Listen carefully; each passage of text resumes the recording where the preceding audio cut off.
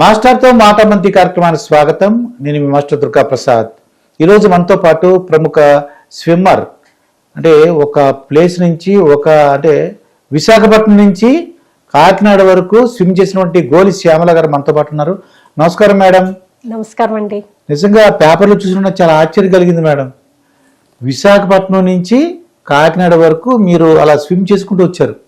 అవునండి. మరి అంతకుముందు ప్రాక్టీస్ ఎక్కడ చేశారు? సామర్లకోటలో చేశారు అని తెలిసింది. ఎక్కడ చేశారు మీరు? సామర్లకోటలో దుర్గాప్రసాద్ స్కూల్లో స్విమ్మింగ్ పూల్ ఉంది. ఒక 4 days ముందు, అంటే 1 month నుంచి నాకు ప్రాపర్ ప్రాక్టీస్ లేదు. అంటే అరేంజ్మెంట్స్ కి తిరగటంలోని అక్కడ స్కూల్లో పూల్ ఉందని తెలిసి మేము అప్రోచ్ అయినప్పుడు హ్యాపీగా ఇన్వైట్ చేశారు, ప్రాక్టీస్ చేసుకోవడానికి సపోర్ట్ చేశారు సార్. పూల్ చాలా బాగుంది, మెయింటెనెన్స్ అంతా బాగుంది. ఇంకా డెవలప్ చేస్తున్నారు దాన్ని. సో డెఫినెట్లీ స్కూల్ ఎక్స్పీరియన్స్ ఎలా ఉంది చూడడానికి? చాలా బాగుందండి. అంటే లోపల వరకు వెళ్ళి చూడలేదు, చూద్దాం అనుకున్నా కానీ ఇంకా టైట్ షెడ్యూల్ ఉండటం వల్ల స్కూల్ చూడలేదు. పూల్ వరకు నేను చూసాను, ఎందుకంటే నాది ఆ ఇంట్రెస్ట్ అక్కడ ఉంది కాబట్టి. సో బేబీ పూల్ కానీ ఇది కానీ చాలా క్లీన్ గా ఉంది, మెయింటెనెన్స్ అంతా చాలా నీట్ గా ఉంది. అయితే అసలు మీరు ఈ స్విమ్మింగ్ లో రావాలని మీకు ఆలోచన ఎలా వచ్చింది? యాక్చువల్ గా నాకు అక్వాఫోబియా ఉంది.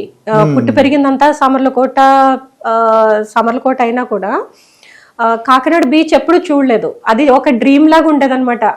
పెళ్ళైన తర్వాత కూడా చూడటానికి అవకాశం రాలేదు. ఫ్యామిలీ మెంబర్స్ అందరూ విజిట్ చేస్తారు కానీ నాకు అవకాశం రాలేదు. నీళ్ళంటే చాలా భయం, అసలు ఎప్పుడు దిగటం, చెరువుల్లోకి దిగటం అదంతా ఎప్పుడు చేయలేదు. అయితే మ్యారేజ్ అయిన తర్వాత నేను MA సోషియాలజీ చేశానండి, diploma in multimedia and web design చేశాను. దాంతోనే ఇంకా ఆ ఇంట్రెస్ట్ తోనే నేను ఒక యానిమేషన్ స్టూడియో స్టార్ట్ చేసి, మ్యారేజ్ అయ్యి బాబు పుట్టిన తర్వాత స్టార్ట్ చేసి ఒక 10 years రన్ చేశాను. Writer, creative director and producer గా నేను చాలా ఎపిసోడ్స్ సిరీస్ కి వర్క్ చేశాను. నా ఓన్ నేను రాసిన పరమానంద శిష్యులు first Telugu channel, kids channel అయినా మా జూనియర్ లో టెలికాస్ట్ అయింది కూడా. అట్లాంటిది నా ఓన్ మూవీలో ఇన్వెస్ట్ చేశాను. అది వర్క్ అయితే చాలా బాగా చేసాము, హార్డ్ వర్క్ చేసాము, డే అండ్ నైట్ వర్క్ చేసి కంప్లీట్ చేసి 3 languages లో చేసాము, లైక్ టిల్ డ్రాగన్ అని. బట్ మార్కెటింగ్ చేసుకోలేకపోయాను. సో అదే అంటే మూవీ మేకింగ్ అంతా ఒక జోన్ అయితే దాన్ని మార్కెటింగ్ చేసుకోవటం అనేది ఇంకొక జోన్. అది దాంట్లో నేను సక్సెస్ కాలేకపోయాను, మూవీ సేల్ చేసుకోలేకపోయాను.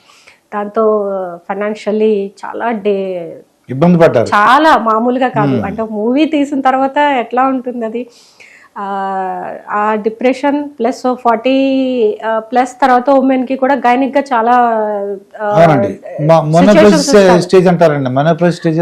దాని ముందు చాలా హార్మోనల్ ఇంబ్యాలెన్స్ ఉండటం వల్ల కూడా మెంటల్లీ చాలా డిస్టర్బెన్సెస్ ఉంటాయి. మేబీ అది కూడా ఒక రీజన్ అవ్వచ్చు. చాలా డీప్ డిప్రెషన్ అండ్ ఇంకా హాస్పిటలైజ్డ్ అవ్వటము, ఇంకొక రోజు ఉంటే కోమాలకు వెళ్ళేదానివి, ఇంత నెగ్లెక్ట్ చేయటం ఏంటి అని అనిపించినప్పుడు ఆలోచన చేయటం స్టార్ట్ చేశాను అనమాట. ఏంటి నేను ఎన్నో, అంటే ఆ 10 years స్టూడియో టైంలో కూడా చాలా చీటింగ్స్ ఫేస్ చేశాను. ఫైనాన్షియల్లీ చాలా ప్రాబ్లమ్స్ అయితే వచ్చినాయి, కానీ ఇంత డిప్రెషన్ కి ఎప్పుడు వెళ్ళలేదు.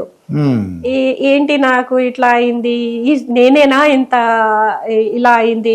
చాలా మందిని మోటివేట్ చేస్తూ ఉండేదాన్ని, ఇన్స్పిరేషన్ గా ఉండేదాన్ని. ఎందుకు ఇట్లా అయిపోయింది నా లైఫ్ అని ఒక ఆలోచన అనేది స్టార్ట్ అయింది.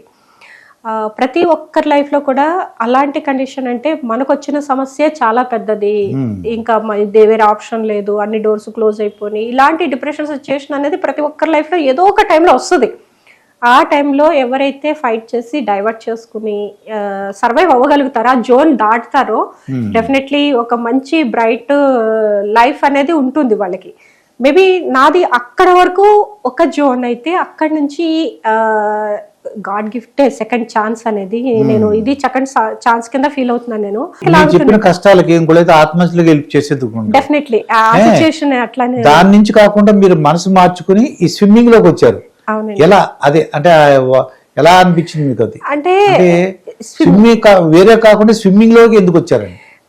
నాకు ఆక్వాఫోబియా ఉండటం వల్ల ఎక్కడికి వాటర్ లోకి నీళ్ళంటే భయం. భయం. ఏదైనా చూసి ఆనందించడం వరకునే, ఏమైనా వాటర్ ఫాల్స్ దగ్గరికి అది వెళ్ళినా అందరూ ఎంజాయ్ చేసేవారు కానీ నేను దూరం నుంచి చూసేదాన్ని.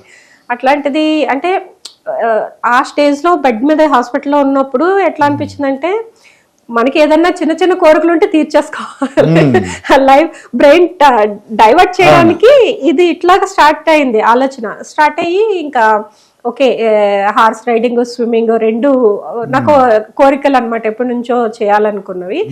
సరే